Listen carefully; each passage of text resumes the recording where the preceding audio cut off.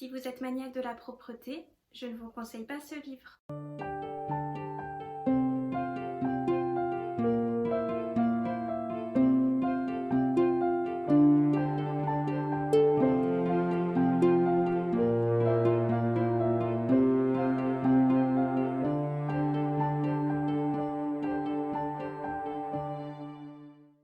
Bienvenue à Midi Livres, tu es sur la chaîne du Cactus qui lit et aujourd'hui je vais te parler de Neverwhere.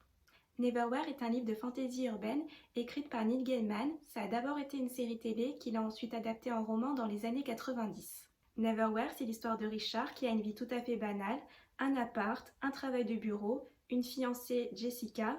Bon, petite ombre au tableau, elle est un peu toxique, mais chacun mène sa vie comme il l'entend. En tout cas, c'est pas le genre de couple qui me ferait rêver. Mais pour en revenir à l'histoire, un soir, alors qu'ils s'apprêtent tous les deux à aller dîner au restaurant, ils croisent dans la rue une jeune fille blessée.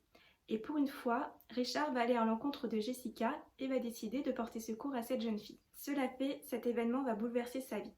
Pour la simple raison qu'il ne semble plus exister. Les gens autour de lui ne le voient plus, son entourage ne le reconnaît plus, et sa fiancée l'a complètement oublié, comme s'ils ne s'étaient jamais rencontrés. Seul et perdu, Richard va alors se mettre en quête de retrouver la jeune fille à qui il avait porté secours. Il va alors découvrir la Londres d'en bas, un monde parallèle, loufoque et complètement crasseux. Si j'ai lu ce livre, c'est parce que quelqu'un m'en avait parlé récemment, et aussi parce que Neil Gaiman est cité comme un auteur de référence dans les récits de l'imaginaire. Alors je me suis dit, pourquoi pas essayer avec celui-là. Neverwhere est donc le premier livre que je lis de Neil Gaiman, et j'en ressors un peu mitigée. Ce que j'ai apprécié dans cette histoire, c'est l'opposition entre la Londres d'en haut et la Londres d'en bas.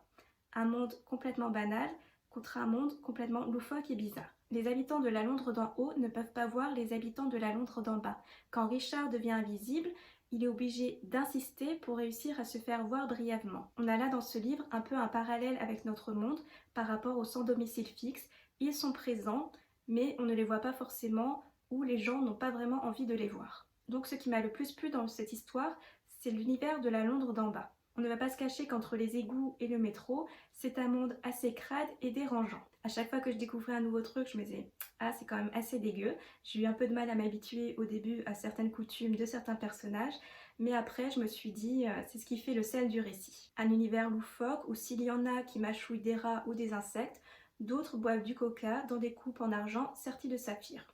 Chacun son délire, on va pas juger. L'humour est donc assez présent au fil du récit et j'ai envie de dire heureusement parce que sinon l'histoire serait un peu plate. Le scénario n'est pas bien original et j'ai trouvé que les personnages n'étaient pas forcément très attachants.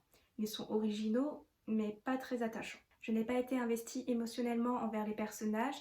Il y a juste un passage qui m'a un peu marqué, celui après le pont. Mention spéciale quand même au peuple des Parloras, qui, comme vous vous en doutez, est un peuple qui est capable de parler aux rats, mais qui m'aura surtout rendu l'animal beaucoup plus mignon. Pour le reste, en revanche, j'ai suivi l'histoire comme si on allait au fast-food. C'est un moment sympathique, mais c'est pas non plus exceptionnel. L'histoire en elle-même n'a rien de très palpitant, ne vous attendez pas à des intrigues de folie, c'est plus l'univers et l'humour qui portent cette histoire. Pour conclure, j'ai envie de dire que Neverwhere, c'est le genre d'histoire qu'on peut justement lire dans le métro, là où il y a du bruit. On n'a pas besoin d'une grande capacité de concentration, le livre est court et se lit assez rapidement. Si l'histoire ne se révèle pas époustouflante, le voyage entre la Londres d'en haut et la Londres d'en bas reste sympathique. Un peu comme un Alice au pays des merveilles, mais en plus dégueu. Voilà, cette vidéo est terminée, je te remercie de l'avoir visionnée. Si tu as lu ce livre, n'hésite pas à me donner ton avis dans les commentaires. Et si je t'ai donné envie de le lire, je te souhaite une bonne lecture. Si tu souhaites faire plaisir à Cactus, n'hésite pas à liker, partager ou t'abonner. À bientôt et prenez soin de vous.